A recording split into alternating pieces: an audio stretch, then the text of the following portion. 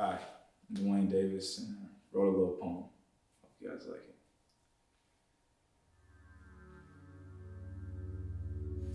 it. Sometimes before I leave home, I give my mom a kiss because I realize that when I leave home, I'm taking a risk.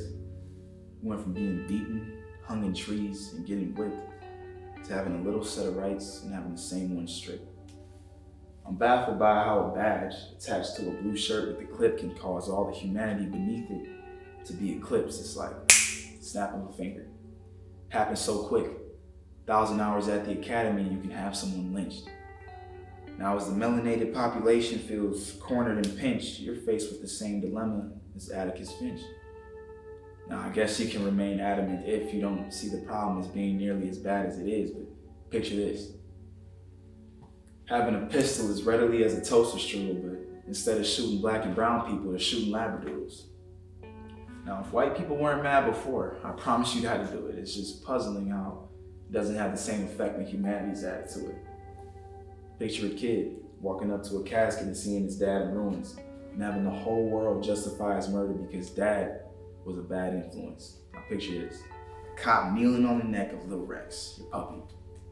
Probably hard to digest, right? But for blacks, we're not as lucky. I scroll through my timeline and see nothing but black death, and trust me, the image of life as I know it is getting more than a little mucky, but either way, I gotta keep my head screwed tight because no matter how terrified I am of those red and blue lights, unlike puppies that somehow compel people to do right, one move from me and I could be the news of the night.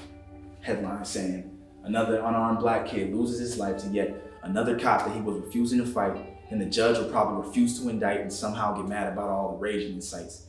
As much as we're giving it, you're not taking advice, you're killing us. They get confused when we're not playing it nice. It's like no matter where we're at, we're always skating thin ice, and people somehow always find a reason to debate if it's right. So I guess it falls upon us to educate, say something that resonates, get people to delegate, maybe try to perpetuate something a little less than hate. See a cop finally go to prison and we all celebrate. I'm sorry, but this notion seems futile, featherweight. I've been so sick of this, I could throw up guts. It's like they want us to protest a little bit till everybody shuts up. What I want to see these cops closer to the edge than buzz cuts. I want to be part of the change that has the power to cut cuffs, the power that turns the so what's into tough luck. Now is the time that we decide what's what. And what's what is that enough is enough. Picture this. Take some funding from the police stations and replace it into something like education. Sounds like less of a broken promise than reparations. I mean, we were promised 40 acres and 2 mules and I'm still waiting, but what I'm saying is, among patients, we lost trust. They say let freedom reign for everyone, I guess, except us. Things won't change until people accept us, not the acceptance post-emancipation and desegregation. That's a bluff. And honestly, it's been tough. It's all we ever had. It's been the same for me, my dad, and even my dad's dad. All I ask is that we finally join hands and bring peace to a place that we all call a free land. Maybe the puppy analogy was a little piss poor, but in all actuality, you don't even treat your pets this poor. I think even God would be surprised how quick we're at his door. All I'm asking is that you help us to live more.